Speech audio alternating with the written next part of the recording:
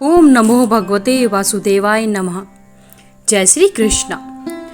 पुत्रदा एकादशी की आप सभी को हार्दिक शुभकामनाएं। हिंदू धर्म में एकादशी का विशेष महत्व होता है।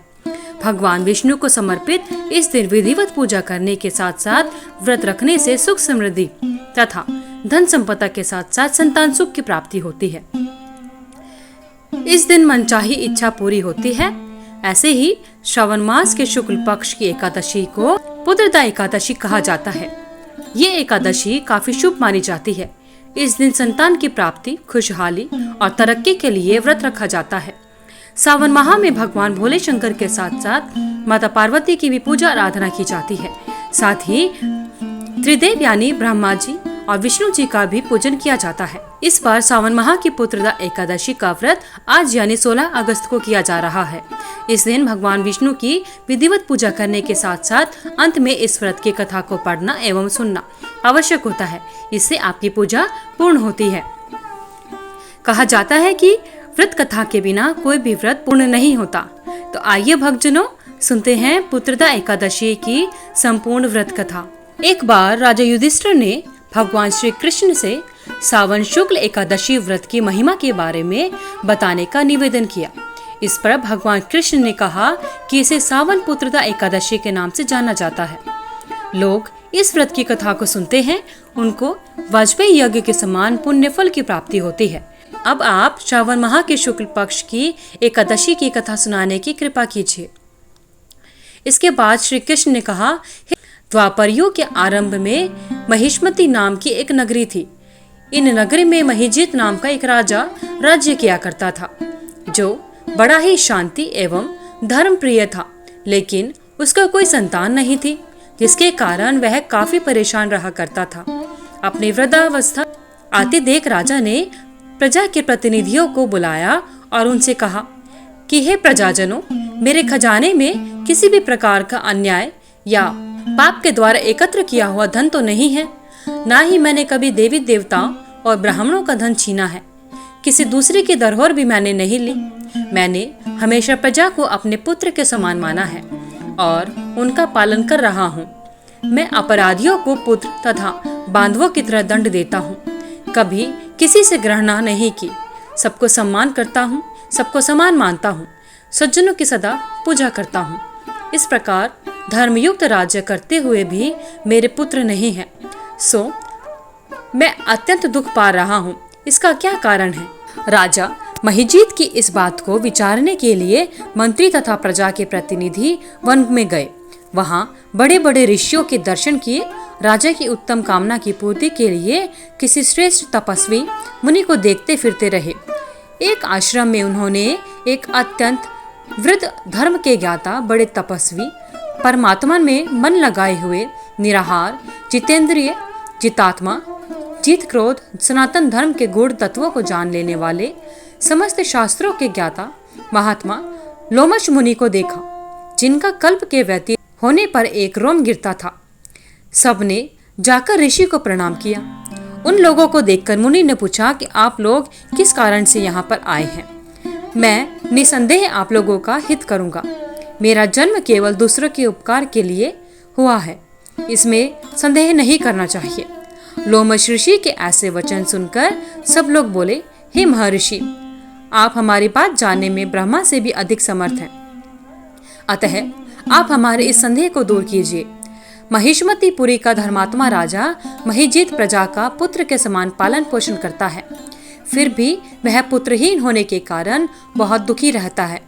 उन लोगों ने आगे कहा कि हम लोग उसकी प्रजा हैं, अतः हमें राजा के दुख में दुख होता है। हम अपने राजा को दुखी नहीं देख सकते।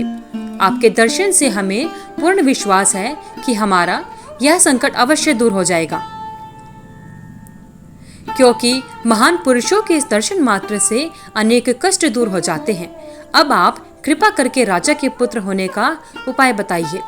यह बात सुनकर ऋषि ने थोड़ी देर के लिए आंखें बंद की और राजा के पूर्व जन्म का वृतांत जानकर कहने लगे कि यह राजा पूर्व जन्म में एक निर्धन वैश्य था। निर्धन होने के कारण इसने कई बुरे काम किए। यह एक गांव से दूसरे गांव व्यापार करने जाया करता था। एक समय ज्येष्ठ माह के शुक्ल पक्ष की द्वादशी के दिन मध्याह्न के समय है 2 दिनों से भूखा प्यासा था, एक जलाशय पर जल पीने के लिए गया। उसी समय पर उसी स्थान एक तत्काल की ब्याही गौ जल पी रही थी। राजा ने उस प्यासी गाय को जल पीते हुए हटा दिया और स्वयं जल पीने लगा। इसलिए राजा को यह दुख सहन करना पड़ रहा है। एकादशी के दिन भूखा रहने से वह राजा हुआ और प्यासी गौ को जल पीते हुए हटाने के कारण पुत्र वियोग का दुख सहन करना पड़ रहा है। ऐसा सुनकर सब लोग कहने लगे कि हे ऋषि, शास्त्रों में पापों का प्रायश्चित भी तो लिखा है। अतः जिस प्रकार राजा का यह पाप नष्ट हो जाए, आप कुछ ऐसा उपाय बताइए जिससे हमारे राजा का समस्त दुख दूर हो जाए। लोमश मुनि कहने लगे कि श्रावण मास शुक्ल पक्ष की एकादशी को, जिसे पुत्रदा एकादशी कहा जाता है या जिसे सावन पुत्रदा एकादशी भी कहा जाता है, तुम सब लोग व्रत करो और रात्रि को जागरण करो, तो इससे राजा का यह पूर्व जन्म का पाप अवश्य नष्ट हो जाएगा। साथ ही राजा को पुत्र की अवश्य प्राप्ति होगी। लोमश ऋषि के ऐसे वचन सुनकर मंत्रियों सहित सारी प्रजा नगर को वापस लौट आई और जब श्रावण मास के शुक्ल पक्ष की एकादशी आई तो ऋषि की आज्ञा के अनुसार सबने पुत्रदा एकादशी का व्रत और जागरण किया। इसके पश्चात द्वादशी के दिन इस पुण्य का फल राजा को दे दिया गया।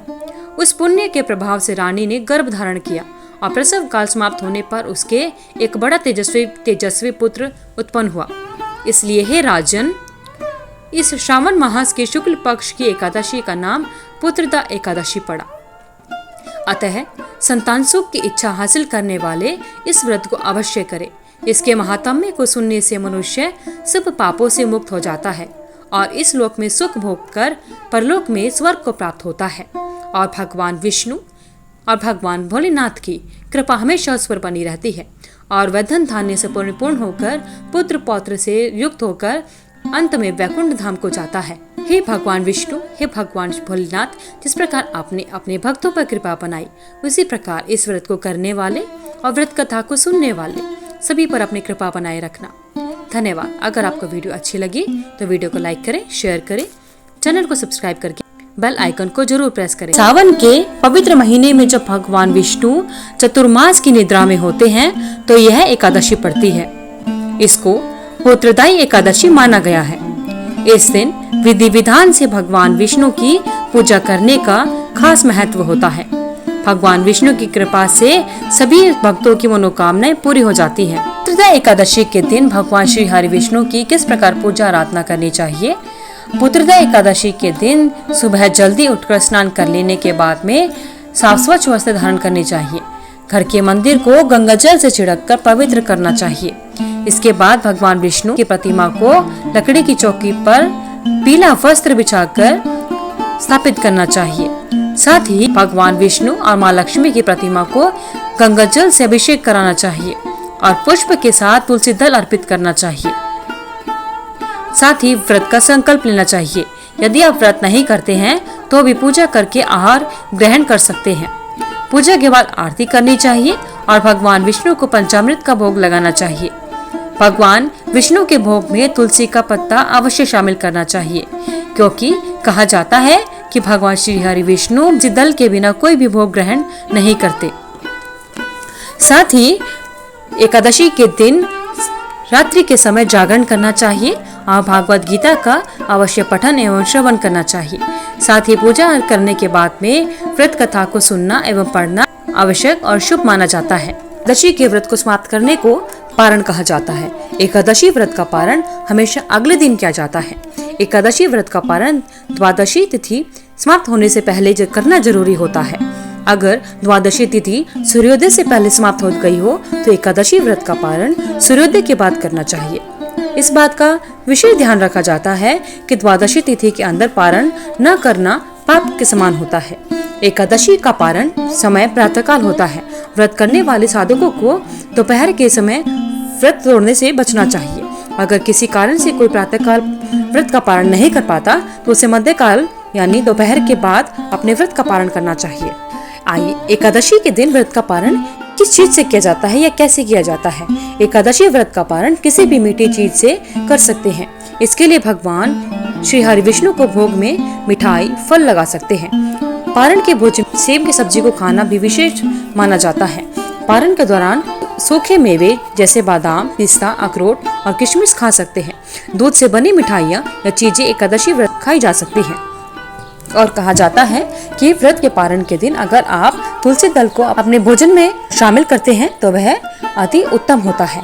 और श्री हरि भगवान विष्णु के भोग में भी तुलसी दल का उपयोग करना आवश्यक होता है। कहा जाता है कि भगवान श्री हरि विष्णु तुलसी दल के बिना कोई भी भोग स्वीकार नहीं करते।